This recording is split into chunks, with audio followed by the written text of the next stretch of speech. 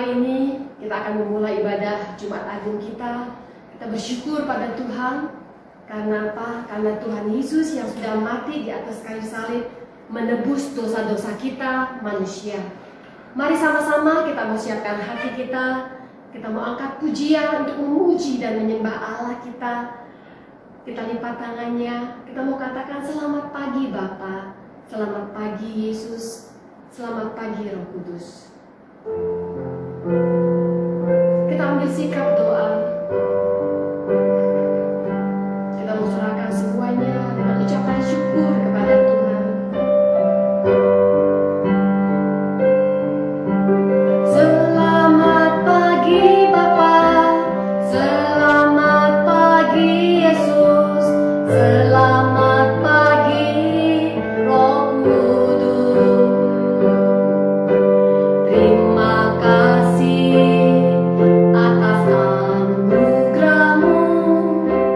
Semalam telah berlalu, ku memuji, ku bersyukur, ku muliakan nama-Mu. Allah Bapa, Putra Roh Kudus, terima kasih. Katakan sekali lagi, selamat pagi Bapa. Selamat pagi Bapa, selamat pagi Yesus, selamat pagi Roh Kudus. Terima kasih atas anugerah-Mu. Semalam telah berlalu, ku memuji, ku bersyukur, ku muliakan nama-Mu. Allah Bapa, Putra Roh Kudus, terima kasih. Mari adik-adik, kita ambil sikap doa. Kita mau berdoa kepada Tuhan. Bapa Surgawi, dalam nama Yesus, terima kasih Tuhan kalau pagi ini kami boleh bangun dalam keadaan sehat, kuat dan segar. Kami sungguh bersyukur buat kasih Tuhan yang begitu besar buat kehidupan kami. Hari ini kami mau merayakan, mengucap syukur buat kasih Tuhan yang begitu besar, yang sudah rela mati di atas kayu salib, menebus dosa-dosa kami. Terima kasih Tuhan, terima kasih. Kami mau memuji, memuliakan nama Tuhan dan mendengarkan firman Tuhan. Berfirmanlah bagi kami semua Tuhan, kami siap untuk mendengar. Dalam nama Yesus kami serahkan semuanya ini dengan penuh ucapan syukur. Semuanya sama-sama katakan amin. Puji Tuhan. Nah adik-adik, hari ini kita mau sama-sama memuji, memuliakan nama Tuhan. Kita mau katakan hari ini harinya Tuhan. Kita mau bersuka cita karena apa? Kita mau bersyukur kepada Tuhan. Karena Tuhan Yesus, kasih-Nya yang luar biasa. Dia sudah rela mati, disalibkan. Walaupun Dia merasakan kesakitan dalam waktu disalib, tapi Tuhan tetap bertahan sampai titik darah yang terakhir. Mari sama-sama kita menaikkan pujian ini. Kita mau katakan hari ini harinya Tuhan. Yuk semuanya yang di rumah, bangun berdiri. Kita mau memuji, memuliakan Tuhan. Hari ini harinya Tuhan. Semuanya tepuk tangan. Hari ini harinya Tuhan, harinya Tuhan. Mari kita bersukaria, bersukaria. Hari ini harinya Tuhan. Mari kita bersukaria. Hari ini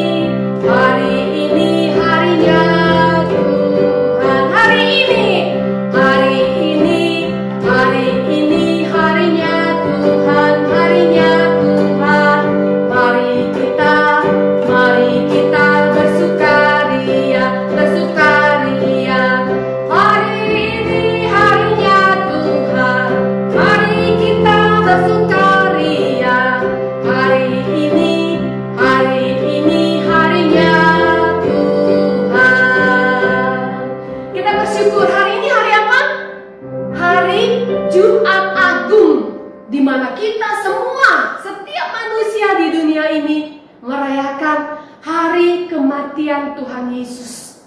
Waktu Tuhan Yesus di atas kayu salib, Dia menyatakan kasih-Nya buat kita semua. Dia buktikan kasih-Nya.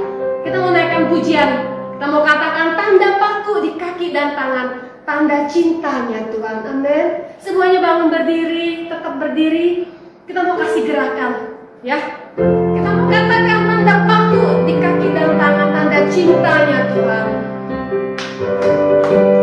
Tanda paku di kaki dan tangan, tanda cinta, tanda cinta, tanda tombak menusuk di pinggang, tanda cintanya Tuhan. Itu semua Tuhan sudah berikan untuk tebus dosa manusia. Selamat orang yang tidak melihat tapi percaya juga. Amin. Katakan tanda paku di kaki dan tangan, tanda cinta, tanda cinta, tanda tombak menusuk di pinggang, tanda cintanya Tuhan. Itu semua Tuhan sudah berikan untuk tebus dosa manusia. Selamat orang yang tidak melihat tapi percaya juga. Itu semua Tuhan sudah berikan untuk tebus dosa manusia. Selamat orang yang tidak melihat tapi percaya juga. Amin. Kita bersyukur tanda cintanya Tuhan dengan pengorbanan Tuhan Yesus di atas kayu salib. Sebelum kita mendengarkan firman Tuhan, mari kembali kita mau naikkan satu pujian. Kita mau mengatakan kasih Allahku sungguh telah terbukti ketika Dia serahkan anaknya. Kita harus sangat bersyukur. Tuhan Yesus begitu baik. Dia cinta kita semua. Sepatutnya kita bersyukur kepada Tuhan. Mari naikkan pujian ini. Kasih Allahku sungguh telah terbukti.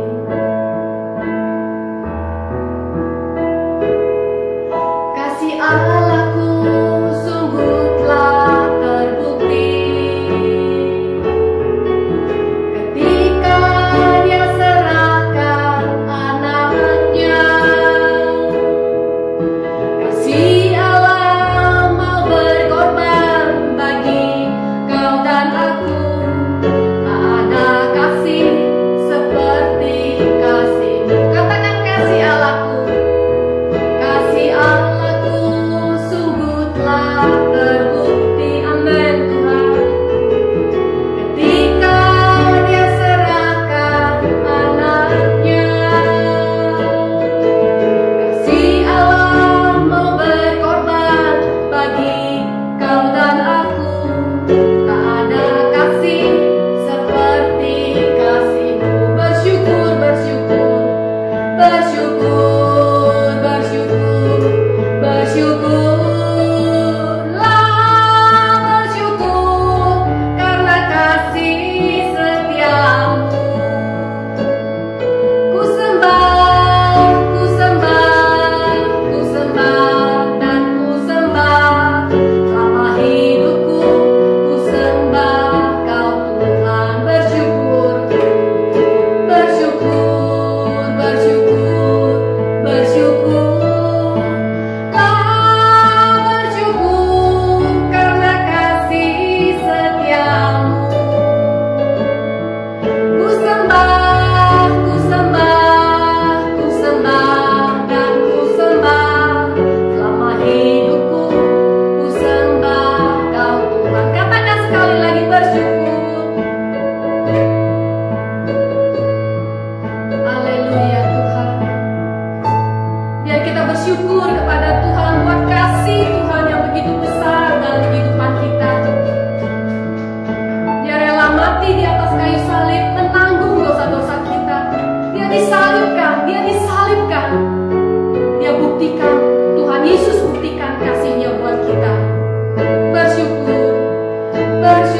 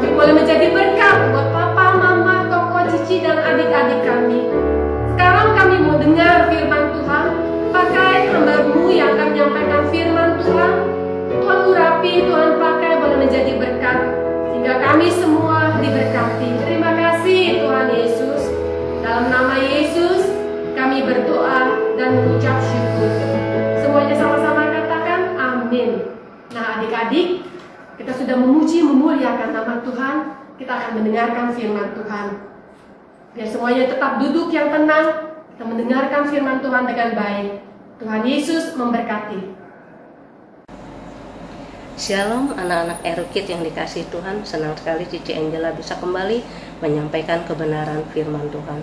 Sebelum mendengarkan firman Tuhan, kita berdoa dulu ya. Tuhan Yesus yang baik, terima kasih 2000 tahun yang lalu Engkau sudah mati di kayu salib untuk menebus dosa kami. Karena kami semua orang berdosa, hanya Tuhan Yesus saja yang bisa menyelamatkan kami. Kami bersyukur dari kecil boleh kenal Tuhan Yesus. Kami bersyukur kalau kami punya Tuhan yang luar biasa dalam hidup kami. Tolong kami supaya bisa mengerti untuk kebenaran firman Tuhan. Dalam nama Tuhan Yesus kami berdoa. Haleluya. Amin. Anak-anak, kita akan belajar satu ayat yang diambil dari 2 Korintus 5 ayat 15. 2 Korintus 5 ayat 15, demikian firman Tuhan. Dan Kristus telah mati untuk semua orang, supaya mereka yang hidup tidak lagi hidup untuk dirinya sendiri, tetapi untuk Dia yang telah mati dan telah dibangkitkan untuk kita. 2 Korintus 5 ayat 15. Dan Kristus telah mati untuk semua orang, supaya mereka yang hidup tidak lagi hidup untuk dirinya sendiri, tetapi untuk Dia yang telah mati dan telah dibangkitkan untuk kita. Anak-anak yang dikasihi Tuhan, Tuhan Yesus memang harus mati di kayu salib untuk menembus dosa kita. Karena Roma 3 ayat 23 berkata, semua orang sudah berdosa, semua sudah kehilangan kemuliaan.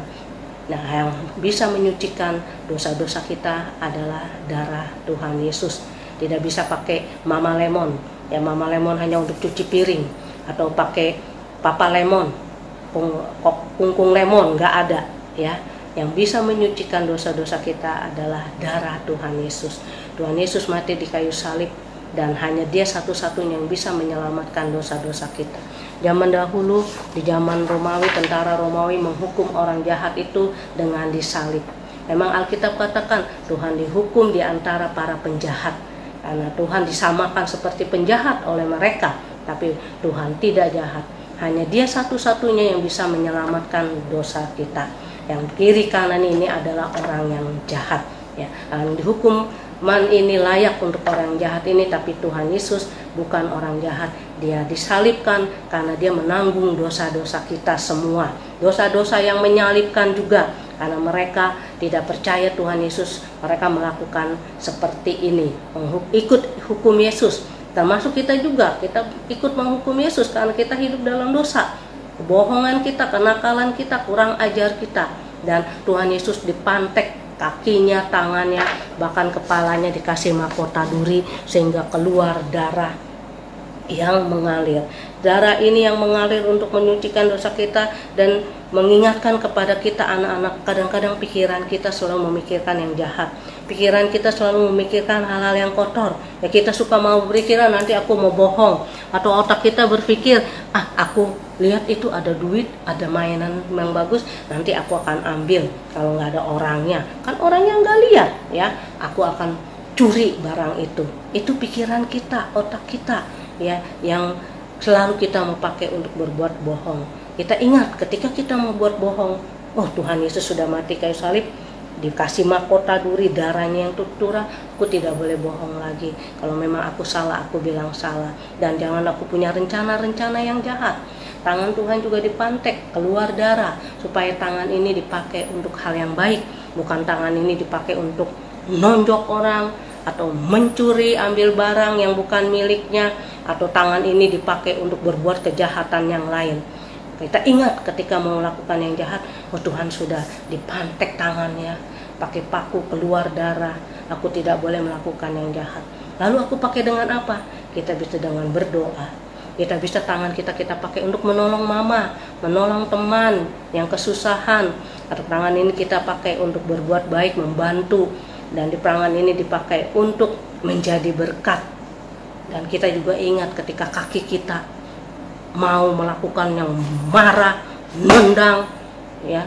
Terus kalau pergi ke gereja tidak mau, malah pergi ke tempat lain, kita ingat bahwa kaki Tuhan sudah dipantek di kayu salib untuk menebus dosa kita semua, supaya kaki ini ketika mau melakukan yang tidak baik, kita ingat, Tuhan sudah mengeluarkan darah di kakinya, supaya aku tidak marah, banting kaki, tendang, atau aku pergi ke tempat yang tidak benar. Seharusnya aku pergi ke gereja, aku pergi ke teman-teman main. Memang kali ini kita online, anak-anak di rumah. Bisa juga di rumah anak-anak tidak mau ibadah, malas-malesan, tidur-tiduran, main game lebih senang daripada harus ibadah. Ya, tapi ada beberapa anak-anak erokit yang bagus. Ya, Cici Angela suka lihat di handphone, dikirim di WhatsApp, anak yang menyampaikan ayat hafalan, kreativitasnya, ya, dikirim, kakak-kakaknya bisa melihat. Itu menunjukkan anak-anak itu setia, anak-anak tetap melakukan tugasnya. Oleh karena itu anak-anak yang dikasih Tuhan, ingat Tuhan Yesus sudah mati di kayu salib untuk menebus dosa-dosa kita. Karena hanya Tuhan Yesus yang bisa menyelamatkan kita, tidak ada lagi yang lain yang bisa menyelamatkan kita.